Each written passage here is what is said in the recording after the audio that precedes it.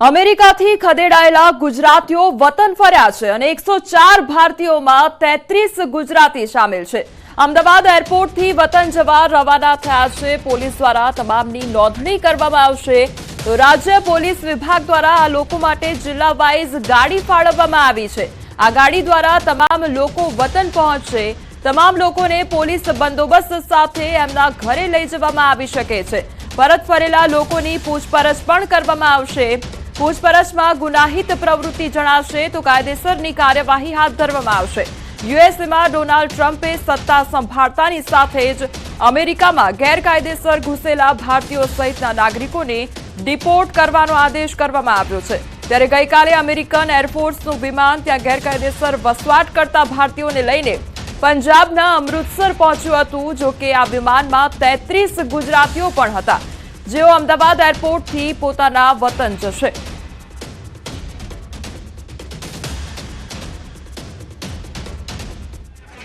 આજે વહેલી સવારે અમૃતસરથી જે ફ્લાઇટ આવી એમાં ગુજરાતી જે ડિપોર્ટ કર્યા તે 33 જણા હતા, બાળકોને મહિલા પુરુષો સાથે, અને એ લોકોને અહીંયા લોકલ એરપોર્ટ પર પોલીસ બંદોબસ્ત પણ રાખ્યો હતો અને જે તે જિલ્લામાં પોતાના ઘરે પરત કરેલ છે।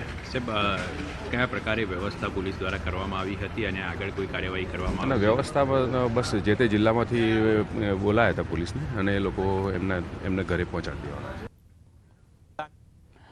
તો યુએસએમાં જે ગેરકાયદેસર રીતે વસવાટ કરી રહ્યા હતા લોકો, તે લોકોને ડિપોર્ટ કરવામાં આવ્યા છે અને તેમાં ગુજરાતીઓ પણ આજે પોતાના વતન ફર્યા છે। લગભગ 104 ભારતીયો હતા અને તેમાંથી 33 લોકો ગુજરાતીઓ હતા, જે લોકો પોતાના વતન ફર્યા છે। તેમને પોતાના ઘરે આજે લઈ જવામાં આવશે। આ સાથે પૂછપરછ પણ કરવામાં આવશે અને ગેરકાયદેસર રીતે જે યુએસએમાં વસવાટ કરી રહ્યા હતા તેમને આજે પોતાના ઘરે લઈ જવામાં આવશે। આ સાથે પૂછપરછ પણ કરવામાં આવશે। ગુનાહિત ઇતિહાસ જો કોઈ પણ પ્રકારની પ્રવૃત્તિ જણાશે તો તેને લઈને પણ કાર્યવાહી કરવામાં આવશે।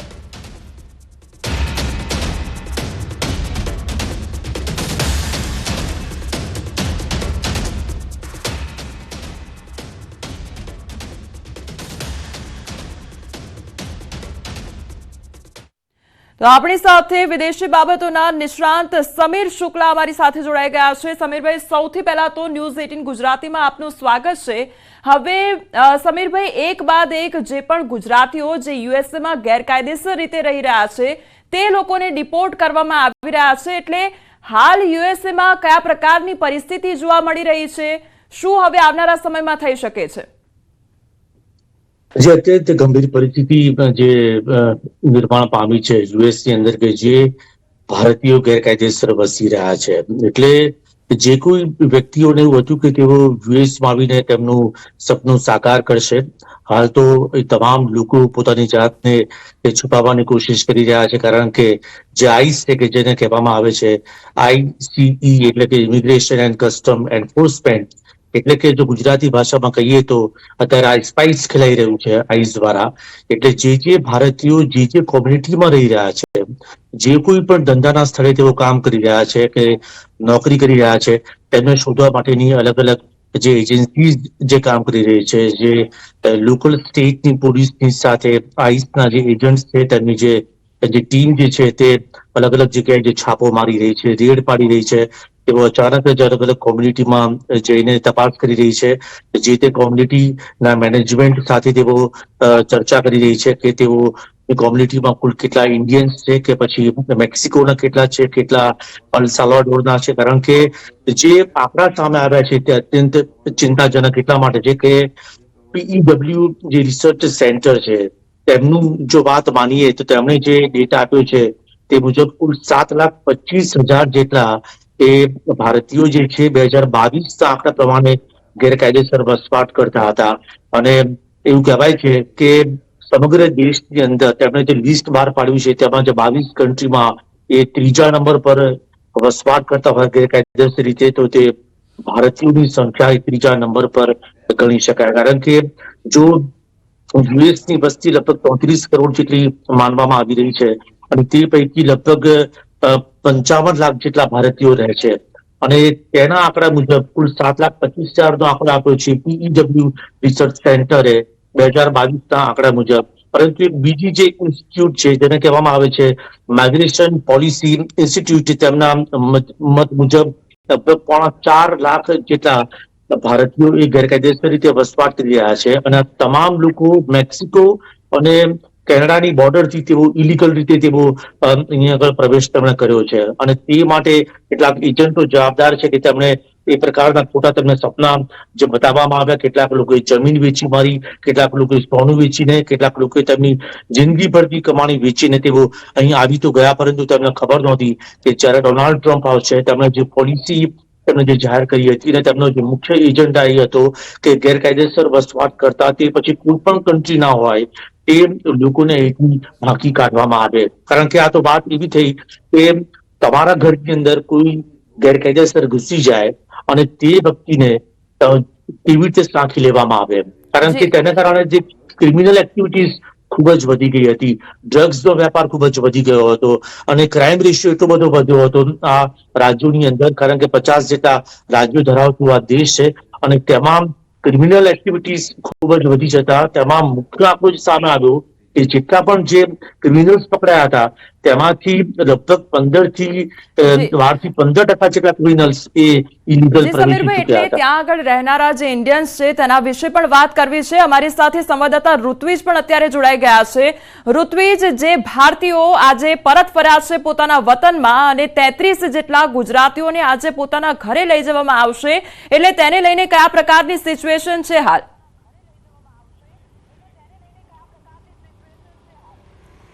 જી કોમલ, વાત કરીએ તો જે 33 ગુજરાતીઓ હતા તે આજે વહેલી સવારે અમદાવાદ એરપોર્ટ પર પહોંચ્યા હતા અને આ તમામ લોકો છે તેઓને લઈ જવા માટે, એટલે પોતાના ઘર સુધી પહોંચાડવા માટે ગુજરાત પોલીસ દ્વારા ખાસ વ્યવસ્થા કરવામાં આવી હતી. જે તે જિલ્લામાંથી જે તે વ્યક્તિઓ આવી રહ્યા હતા તે તમામ લોકોને પહોંચાડવા માટે જે તે જિલ્લાની પોલીસ પણ બોલાવવામાં આવી હતી અને પોલીસ વાહનમાં તેઓને સુરક્ષિત રીતે પોતાના ઘર સુધી પહોંચાડવા માટેની વ્યવસ્થા છે તે ગુજરાત પોલીસ દ્વારા કરવામાં આવી હતી. તમામ લોકોના એરપોર્ટ પર પોતાના જે નામ સરનામા સાથેની વિગતો છે તે પોલીસ દ્વારા નોંધવામાં આવી છે અને તેઓને ઘરે પહોંચાડવામાં આવ્યા છે. આગામી દિવસોની અંદર તેઓના નિવેદન પણ નોંધવામાં આવશે અને જો કોઈ કાર્યવાહી થતી હશે તો કાર્યવાહી પણ થઈ શકે તેવી શક્યતાઓ રહેલી છે, કારણ કે આ તમામ લોકો છે તે પોતે ગેરકાયદેસર રીતે અહીંથી અમેરિકા પહોંચ્યા હતા અને ત્યાંથી તેઓને પરત મોકલવામાં આવ્યા હતા. એટલે હાલમાં આ 33 ગુજરાતીઓ છે તેઓ અમદાવાદ એરપોર્ટથી પોતાના ઘરે જવા માટે પણ રવાના થઈ ચૂક્યા છે. જી ઋત્વિજ, આપ જોડાયેલા રહેજો, વધુ અપડેટ આપની પાસેથી લેતા રહીશું. સમીરભાઈ, આપને પૂછવા માંગીશ કે અમેરિકામાં જે પણ ગેરકાયદેસર રીતે વસવાટ કરી રહ્યા છે લોકો, એમાં ખાસ કરીને અમેરિકામાં લેબર વર્ક પર જો નજર કરવામાં આવે તો એ ખાસ કરીને ઇન્ડિયન્સ સૌથી વધુ કરતા હતા અને હવે જો ગેરકાયદેસર લોકોને ત્યાંથી તેમને વતન મોકલવામાં આવે છે તો અમેરિકામાં જે લોકો કામ કરી રહ્યા હતા તેના ઉપર કયા પ્રકારની અસર સર્જાશે, તેનું ભારણ કેવી રીતે અમેરિકા સહન કરશે? જી, આમાં એવું છે કે જે લોકો જે ઇલીગલ જેમણે પ્રવેશ કર્યો છે તેમનું શોષણ ભયંકર થતું હતું અને તે ક્યાંય છૂટું નથી રહ્યું, કારણ કે જે જગ્યાએ તેઓ નોકરી લેવા માંગતા હોય છે તે વ્યક્તિને ખબર હોય છે કે આ વ્યક્તિની પાસે નથી તો સોશિયલ સિક્યુરિટી નંબર, જેને SSN કહેવામાં આવે છે, તેની પાસે નથી તો કોઈ ગ્રીન કાર્ડ કે નથી એવા કોઈ ડોક્યુમેન્ટ્સ કે જેના આધારે તે પોતે વધુ જે વળતર જે હોય, એટલે કે જે તે સ્ટેટનું જે મિનિમમ જે ધોરણ હોય એ મિનિમમ વેજ તે મેળવવા માટે તે હકદાર બનશે. અને એટલે જ આવા લોકોને પર અવર એમને $5 થી $6 કે $7 કે $8 એવું ચૂકવતા હતા, જે મિનિમમ વેજ ચાલતો હોય છે 15 થી 17 કે $19 સુધી ચાલતો હોય છે. એટલે જે સ્પેનિશ હોય કે મેક્સિકન છે કે અલ સાલ્વાડોર છે કે હોન્ડુરાસ છે કે ગ્વાતમાલા છે કે અલ સાલ્વાડોર છે, આ તમામ જગ્યાએથી જે લોકો ઇલીગલ પ્રવેશ કરી ચૂક્યા હતા તેમાં ઇન્ડિયનો પણ બાકાત નથી. તો આવા લોકોનું શોષણ એ ધડલ્લે થતું હતું, છડેચોક થતું હતું અને તમને ખબર હતી તે લોકોને, જે લોકો ઇલીગલ તેમને પ્રવેશ મળ્યો છે કે તેમનું શોષણ થઈ રહ્યું છે, આમ છતાં પણ તેમના ના છૂટકે તેમને જે તે જગ્યાએ જે નોકરી કરવી પડતી હતી. હવે જ્યાં સુધી વાત છે, તમારો જે સવાલ હતો કે હવે અમેરિકા કઈ રીતે આ જે મજૂરી કરતા કે લેબર જે વર્કર્સ છે તેના વગર તે કેવી રીતે ચલાવશે, એવું નથી, કારણ કે ડોનાલ્ડ ટ્રમ્પે એ ચોક્કસ એ વાતની ક્લેરિટી કરી હતી કે US ની અંદર જે લોકોને આવું હોય, કામ કરવું હોય, પછી તે વેટર હોય જે તે સારી રીતે પોતે પોતાનું પ્રેઝન્ટેશન કરી શકતો હોય, તેનામાં કોઈ આવડત હોય, સ્કિલ હોય, તો આવા સ્કિલ્ડ વર્કર્સને લીગલી તેઓ એવો એક્સેપ્ટ કરવા માટે તૈયાર છે. વર્ક વિઝા પણ મળતા હોય છે અને એ વર્ક વિઝાની પ્રોસિજરમાંથી દરેક વ્યક્તિએ પસાર થવાનું હોય છે. તેના આધારે તેમને અમેરિકાના જે વિઝા વર્ક વિઝા પ્રાપ્ત થતા હોય છે. પરંતુ એવા લોકો કે જેમની પાસે એવા કોઈ સ્કિલ નથી, એવું ભણેલા ગણેલા નથી, તેમને અંગ્રેજી આવડતું નથી હોતું, અને તે લોકો જયારે કોઈ પણ ભોગે યુએસમાં પ્રવેશ કરવા માંગતા હોય છે ત્યારે લાખો કરોડોની તેઓ જમીન વેચીને કે સોનું વેચીને આવતા હોય અને તેઓ લેબર વર્ક કરવા માંગતા હોય તો તેમને કોઈ બચાવી શકે તેમ નથી. બીજી વાત એ કે સપ્ટેમ્બર 2024માં ગત સપ્ટેમ્બર 2024માં યુએસએ લગભગ 1100 જેટલા ગેરકાયદેસર ભારતીયોને ડિપોર્ટ કર્યા હતા. તેમને ચાર્ટર અને કમર્શિયલ ફ્લાઇટ્સથી મોકલવામાં આવ્યા હતા. આ અગાઉ જો 2018 થી 2023 ની વચ્ચેની વાત કરીએ તો કુલ 5377 એટલે કે 5477 ગેરકાયદેસર રીતે વસવાટ કરતા ભારતીયોને જી તેમને હાંકી કાઢવામાં આવ્યા હતા. અને 2020માં જોવા જઈએ તો 2300 થી વધુ લોકોને જે ડિપોર્ટ કરવામાં આવ્યા હતા. તો આ અંદાજ લગાવી શકાય છે કે કેટલી મોટી સંખ્યામાં ઇલીગલ રીતે લોકો બોર્ડર ક્રોસ કરીને યુએસમાં પ્રવેશ કરવા માંગતા હતા, જેમને ડિપોર્ટ કરવાની હવે પ્રક્રિયા ખૂબ જ ઝડપથી શરૂ થઈ ચૂકી છે. જી સમીરભાઈ, આપ અમારી સાથે જોડાયા તે બદલ આપનો આભાર, અને ઋત્વિજ આપનો પણ આભાર. તો ઘણા વર્ષોથી આ ગેરકાયદેસર રીતે જે ભારતીયો છે તે યુએસ જઈને વસવાટ કરી રહ્યા હતા, અને હવે એક બાદ એક જે ભારતીયો છે તેમને ગેરકાયદેસર રીતે જે રહી રહ્યા છે તે લોકોને પરત પોતાના વતન મોકલવામાં આવી રહ્યા છે. એમાં આજે જે લોકો વતન ફર્યા છે તેમાં 33 જેટલા ગુજરાતીઓ છે. કુલ 104 જેટલા ભારતીયો જે ત્યાં આગળ ગેરકાયદેસર રીતે વસવાટ કરી રહ્યા હતા તેમને પોતાના વતન મોકલવામાં આવ્યા છે, અને એમાં 33 લોકો ગુજરાતીઓ છે. ખાસ કરીને ત્યાં આગળ તેમના દ્વારા જે કામગીરી કરવામાં આવી રહી હતી, તેમજ મજૂરી વર્ગ જે કરવામાં આવી રહ્યું હતું, મજૂરી કામગીરી તેમના દ્વારા કરવામાં આવી રહી હતી, તેના પર પણ ખાસ ધ્યાન રાખવામાં આવી રહ્યું છે. અમેરિકાથી પરત ફરેલા ગુજરાતીઓ છે અમદાવાદ એરપોર્ટ પર પહોંચ્યા છે, અને આપ જોઈ શકો છો દ્રશ્યની અંદર પોલીસ દ્વારા ખાસ વિશેષ વ્યવસ્થા કરવામાં આવી છે, અને તમામ લોકો જે પરત ફરી રહ્યા છે તેઓને પોલીસ વાનમાં જે તે જિલ્લાની અંદર લઈ જવામાં આવી રહ્યા છે. ખાસ કરીને 33 જેટલા ગુજરાતીઓ છે તે પરત ફર્યા હતા, અને તેઓને જ્યારે તેઓ અમૃતસર ગઈકાલે પહોંચ્યા હતા અને ત્યારબાદ આજે અમદાવાદ એરપોર્ટ પર પહોંચ્યા હતા, અને એક પછી એક લોકો છે તેઓને પોતાના જિલ્લાની અંદર લઈ જવામાં આવી રહ્યા છે. પોલીસ વાનની અંદર તેઓને પોતપોતાના જિલ્લાની અંદર લઈ જવામાં આવી રહ્યા છે. કેમેરામેન ખેંગા રાઠોડ સાથે ઋત્વિજ સોની, ન્યૂઝ 18 ગુજરાતી, અમદાવાદ. અમેરિકા એ તસવીર છે કે જ્યાં જે ગુજરાતીઓ છે પોતાના વતન પરત ફરી રહ્યા છે. જે ભારતીયો છે 104 જેટલા જે ભારતીયો છે તે પોતાના વતન પરત ફરી રહ્યા છે. આ સાથે તેઓની પૂછપરછ પણ કરવામાં આવશે, અને કોઈ પણ પ્રકારની ગુનાહિત પ્રવૃત્તિઓમાં જો તેમનું નામ આવશે તો તે અંગે પણ કાર્યવાહી કરવામાં આવશે. આ સાથે તમામ લોકોના નિવેદન પણ લેવામાં આવશે.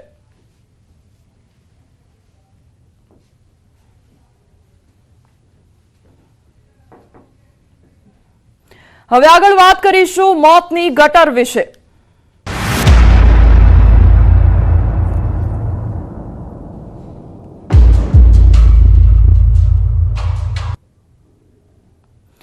ગટરમાં પડેલા બાળકની 15 કલાકથી ભાળ નથી મળી રહી. 15 કલાકથી ફાયર વિભાગની શોધખોળ ચાલુ છે. સુરતના વરિયાવમાં ખુલ્લી ગટરમાં બાળક ખાબક્યું હતું, અને ફાયરના 60 જવાનો શોધખોળ કરી રહ્યા છે. ફાયરનું ઊંડા સ્ટોર્મમાં ઓપરેશન યથાવત છે, તો સ્કૂબા સ્યુટ પહેરી 15 કલાકથી શોધખોળ કરવામાં આવી રહી છે. જીવના જોખમે ફાયર વિભાગનું દિલધડક ઓપરેશન હાથ ધરવામાં આવ્યું છે. સ્કૂબા સ્યુટ પહેરવામાં આવ્યો છે. ઓક્સિજન સપોર્ટ સાથે ડ્રેનેજના ઊંડા સ્ટોર્મમાં નીચે ઉતરીને બાળકની શોધ ચાલી રહી છે. વહેલી સવારે પણ બાળકની શોધ યથાવત છે. આ તરફ ખુલ્લી ગટરોને કારણે બાળક ગટરમાં પડ્યું છે. સ્માર્ટ સિટી સુરતની આ ઘટનાએ લોકોના રૂવાટા ઊભા કરી દીધા છે. દ્રશ્ય છે વરિયાવ ગામ વિસ્તારના, કે જ્યાં ખુલ્લી ડ્રેનેજમાં એક 2 વર્ષનું બાળક ગરકાવ થઈ ગયું હતું. ઘટનાને 15 કલાક કરતાં વધુ સમય વીતી ગયો છે. ફાયરના 50 કરતાં વધુ જવાનો તેની શોધખોળ કરી રહ્યા છે, પણ 15 કલાકે પણ આ બાળકનો પત્તો લાગ્યો નથી. આ એ ડ્રેનેજ છે કે જ્યાં ગઈકાલે બાળક ખુલ્લી ડ્રેનેજ અને તૂટેલી ડ્રેનેજ હોવાને લઈને બાળકની અંદર ગરકાવ થઈ ગયું હતું, અને જોતજોતામાં બાળક ગુમ થઈ ગયાના મેસેજ મળતા ફાયર વિભાગનો સ્ટાફ ઘટના સ્થળે પહોંચ્યો હતો. કહી શકાય છે કે આ એક ડ્રેનેજ નથી, પણ અહીંયાથી મુખ્ય જે ખાડી છે એ ખાડી સુધીની તમામ ડ્રેનેજોમાં ફાયરના અલગ અલગ જવાનો ઉતર્યા છે અને બાળકને હજુ પણ શોધખોળ ચાલી રહી છે. ત્યારે પરિવારમાં આક્રોશ છે, સમગ્ર વિસ્તારમાં આક્રોશ છે. સુરત મહાનગરપાલિકા સ્માર્ટ સિટી અંતર્ગત ડ્રેનેજનું એક નેટવર્ક પાથરી રહી છે, પણ ડ્રેનેજની જે કુંડીઓ મેઇન રોડ પર આવેલી છે તે તૂટી ગયા બાદ તેનું ધ્યાન નથી રાખતું, જેને લઈને આ બાળક કહી શકાય કે કુંડીમાં ગરકાવ થઈ ગયું હતું. જો કે 15 કલાક વીતી ગયા છતાં પણ હજુ પણ બાળકની ભાળ મળી નથી. ત્યારે પોલીસથી લઈ ફાયર વિભાગ અને મહાનગર સુધીનું પ્રશાસન કામે લાગેલું છે. જે પ્રકારના દ્રશ્યો છે, આ જે ખુલ્લી જગ્યા છે કે અહીંયા બુધવારી ભરાઈ છે અને માતા અને પુત્ર 2 વર્ષનો પુત્ર આ બુધવારીમાં આવ્યા હતા અને અહીંથી પસાર થતા બાળક અચાનક આ ડ્રેનેજના જે હોલ છે એમાં ગરકાવ થઈ ગયું હતું. તૂટેલી ડ્રેનેજને લઈને હવે આક્રોશ સાથે ફાયર વિભાગ બાળકની છેલ્લા 15 કલાકથી શોધખોળ કરી રહ્યું છે. રિતેશ પટેલ, ન્યૂઝ 18 ગુજરાતી, સુરત. તો કલાકો વીતી ગયા તેમ છતાં પણ આ માસૂમ બાળકની કોઈ ભાળ નથી. ત્યારે ન્યૂઝ 18 ગુજરાતી દ્વારા સવાલ પૂછવામાં આવી રહ્યા છે કે મોતની ખુલ્લી ગટરો આખરે ક્યાં સુધી ભોગ લેતા રહેશે, તેમજ શું આ બેદરકારી સામે દાખલારૂપ કાર્યવાહી હાથ ધરવામાં આવશે કે કેમ, તેને લઈને પણ સવાલ ઉદ્ભવી રહ્યા છે. સંવાદદાતા કીર્તેશ અમારી સાથે જોડાઈ ગયા છે. કીર્તેશ, માસૂમ બાળક ગટરમાં ખાબક્યું, 15 કલાક વીત્યા તેમ છતાં ભાળ નહીં, ભાળના કોઈ પણ એંધાણ જોવા મળી રહ્યા છે કે કેમ? તો ફરી એકવાર કીર્તેશનો સંપર્ક કરવાનો પ્રયાસ કરીશું. એક બાદ એક સવાલ એ પણ ઉદ્ભવી રહ્યા છે કે આખરે આ ગટરનું ઢાંકણું ખુલ્લું શા માટે રાખવામાં આવ્યું હતું, અને અવારનવાર આ પ્રકારની ઘટનાઓ બનતી હોય છે તેમ છતાં પણ તંત્ર દ્વારા આ અંગે કોઈ પણ વ્યવસ્થા શા માટે નથી કરવામાં આવતી, તેને લઈને સવાલો ઉદ્ભવી રહ્યા છે. ત્યારે ખુલ્લી ગટરો બની અને એ ત્રાસદાયક બની ગઈ છે. શહેરીજનોમાં ભારે રોષ વ્યાપ્યો છે. સુરતના વરિયાવના બનાવ બાદ રોષ વકર્યો છે લોકોમાં. તો મોતની ખુલ્લી ગટરો સામે સ્થાનિકોમાં રોષ ભભૂકી ઉઠ્યો છે. સ્થાનિકોનો ચક્કાજામ અને દેખાવો કરી વિરોધ કરવામાં આવી રહ્યો છે. હવે લોકો પણ રસ્તા પર એકઠા થઈ ગયા છે અને તેમના દ્વારા સતત વિરોધ કરવામાં આવી રહ્યો છે. કારણ કે આ એક એવી ઘટના નથી કે જ્યાં ગટરમાં બાળક ખાબક્યું હોય અને તેની ભાળ ન મળી રહી હોય.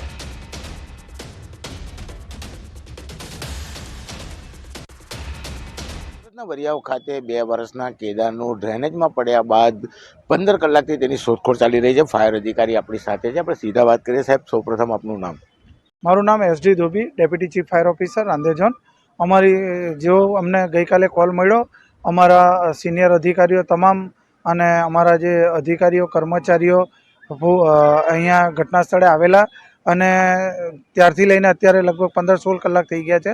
સતત સર્ચ અને રેસ્ક્યુની કામગીરી ચાલુ છે.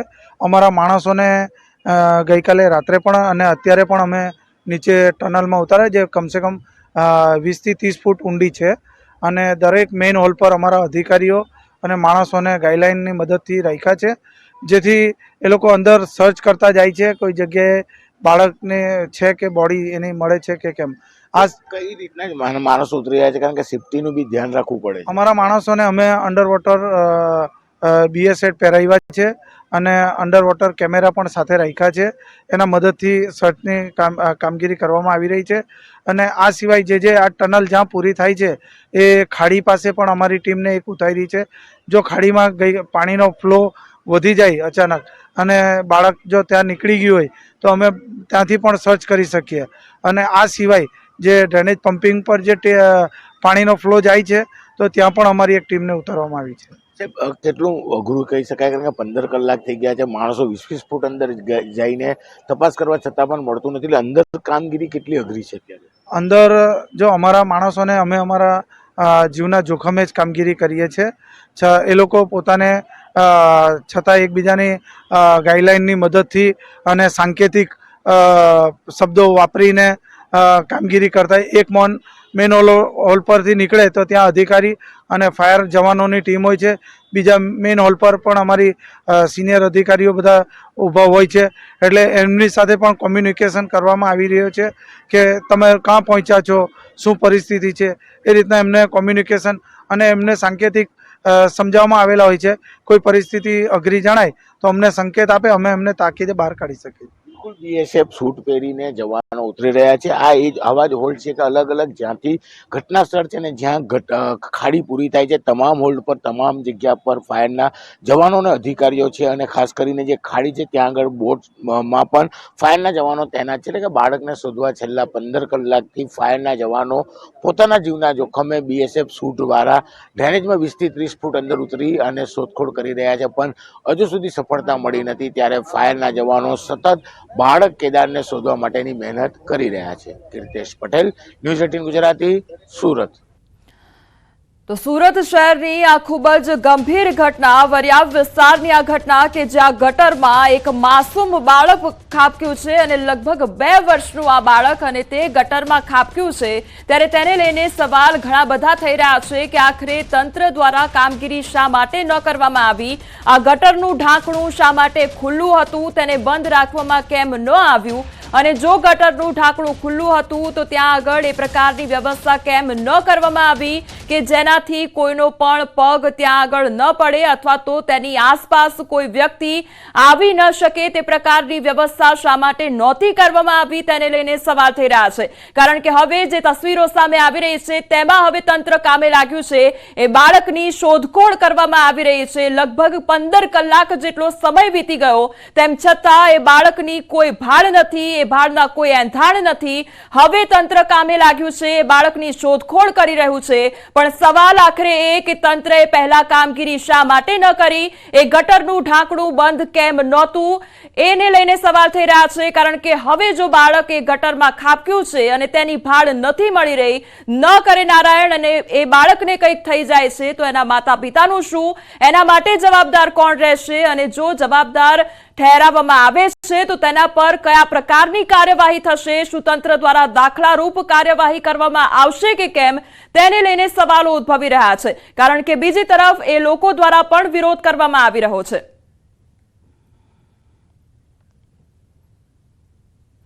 અને સમાચાર પર નજર કરીએ તો સુરતના વેડ રોડ વિસ્તારમાં તંત્રની બેદરકારીથી અકસ્માત સર્જાયો. રોડ પર ખોદેલા ખાડામાં રાતના અંધારામાં રિક્ષા ગરકાવ થઈ ગઈ તો અકસ્માતમાં રિક્ષા ચાલકને ગંભીર ઈજાઓ પહોંચી છે. રોડ પર ખાડો ખોદીને ખુલ્લો મૂકી દેવામાં આવ્યો હતો. કોઈ સાઇન બોર્ડ કે પછી બેરિકેડ ન હોવાથી રિક્ષા ચાલકને ખાડો દેખાવ ન હતો. બેરિકેડ મૂકવાની પણ તંત્રએ તસદી લીધી ન હતી. સમગ્ર ઘટનાના સીસીટીવી ફૂટેજ સામે આવ્યા છે. અકસ્માતમાં રિક્ષા ચાલકને ઈજા પહોંચી હતી.